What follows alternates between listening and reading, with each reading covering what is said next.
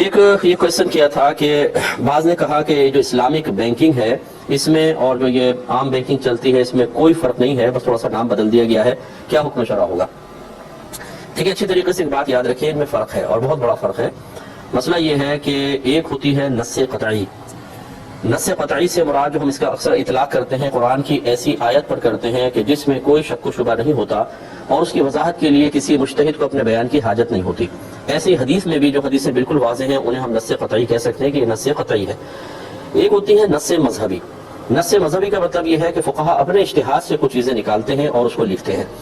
اب یاد رکھیے کہ جو ہمارا فقہ حنفی ہے یہ نصوص قطعیہ اور نصوص مذہبیہ پر مشتمل ہے۔ جو چیزیں صراحتاً قرآن و حدیث سے ثابت تھی اسے بھی ہمارے فقہا نے واضح طور پر آسان الفاظ میں لکھ دیا، اور جن کے بارے میں شریعت خاموش تھی یا شریعت کی طرف سے اجمالی بیان تھا، تفصیل درکار تھی، اس میں انہوں نے بہت ساری صورتیں بنا کے ان کے حل لکھے، تو وہ اکثر نصوص مذہبیہ کہلاتی ہیں۔ یعنی فقہ حنفی ایک مذہب بھی کہلاتا ہے کہ حنفی مذہب، تو یہ نصوص مذہبیہ کہلاتی ہیں۔ نصوص قطعیہ کے اندر بہت ہی کم تغیر ہو سکتا ہے، ویسے تو تغیر زمانہ کے اعتبار سے خود شریعت بعض اوقات نصوص قطعیہ میں بھی تصرف کی اجازت دے دیتی ہے، جیسے کہ مردار کھانا حرام ہے لیکن حالت اضطرار میں، یعنی جب انسان مرنے والا ہو تو مردار کھا کے جان بچائے، خود شریعت اس کی اجازت مرحمت فرماتی ہے۔ لیکن نصوص مذہبیہ میں بہت وسعت ہوتی ہے، بہت ہی زیادہ۔ تغیر زمانہ کے اعتبار سے لوگوں میں ایک چیز بہت زیادہ عام ہو گئی ہو، وہ معذور شرعی یعنی ممنوع کام میں مصروف ہو گئے عوام خواص، جس کو عموم بلوہ کہتے ہیں، یا کوئی نئی چیز آئی ہے اور وہ لوگوں کے درمیان باہم معاملے میں شامل ہو گئی، اس کے معاملہ ہونا شروع ہو گیا، اس کو تعامل الناس سے تعبیر کیا جاتا ہے۔ گویا کہ جو ٹیکنیکل ورڈز میں کہا جاتا ہے اسباب ستہ، یعنی 6 ایسے اسباب ہوتے ہیں جو موضوع یا مسئلہ یا شرعی حکم بدلنے کا سبب بنتے ہیں۔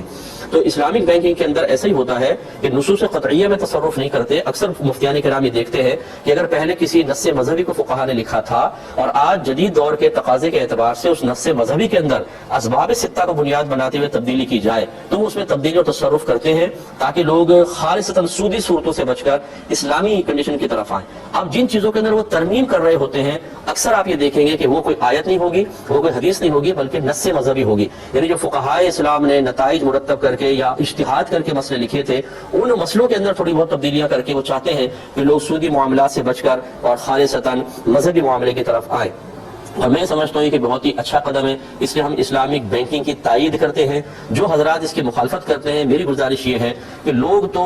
مطلب سودی معاملہ چھوڑ دی رہے، تو آپ ایسا کیوں نہیں کرتے کہ اس کا متبادل ایک حل پیش کریں؟ علماء کا کام تو یہی ہے، مفتیان کرام کا کام یہ ہے، یہ نہیں ہے کہ خالی اپنی غلطی کی نشاندہی کریں، بلکہ ہمارا کام ہے کہ ہم اصلاح بھی کریں، اور اگر کسی چیز کی اصلاح ممکن نہ ہو تو اس کو ختم کر کے اس کا ایک آلٹرنیٹ عوام کو دیں۔ اب اگر آپ صرف نشاندہی کر کے بیٹھ جائیں، اب لوگ آپ سے کہہ رہے ہیں کہ جی دوسرا کوئی نظام دے، ہم کہیں کہ کوئی نظام نہیں ہے، لیکن یہ نہیں کرنا، یہ حرام ہے، لوگ کہاں جائیں گے بتائیے؟ کیا ایک عالم کی یہ شان ہے، ایک مفتی کی یہ شان ہے کہ وہ لوگوں کو صرف برائی کی نشاندہی کر کے اس سے روک دیں، اور جب لوگ کہیں کہ اس سے بچنا ناممکن ہے، یہ ہمارے رگ و پے میں صلاحیت کر گیا ہے، یہ سودی نظام آپ دیکھ لیجئے، کوئی مطلب ایک بچہ بھی ہمارے سے محفوظ نہیں ہے، تو متبادل نظام پھر آپ لا کر دینا، کیونکہ آپ تو صاحب تقویٰ لوگ ہیں، آپ پرہیزگار ہیں، آپ لے کر آئیں گے جو نظام وہ بہت ہی پیارا ہوگا۔ لیکن یہ کیا بات ہوئی کہ آپ حرام کہیں، کسی چیز کو ناجائز کہیں، اور جب عوام آپ کی طرف سوالیہ نگاہوں سے کہتی ہے کہ کوئی آلٹرنیٹ دے تو آپ یہ آلٹرنیٹ ہمارے پاس کوئی بھی نہیں ہے، اس کا مطلب آپ یہ ثابت کرنا چاہتے ہیں کہ اسلام ایک وقت میں آ کر عاجز ہو جاتا ہے، وہ کوئی حل پیش کرنے سے بالکل قاصر رہتا ہے۔ ہمارا مذہب ایسے مقامات پر آ کر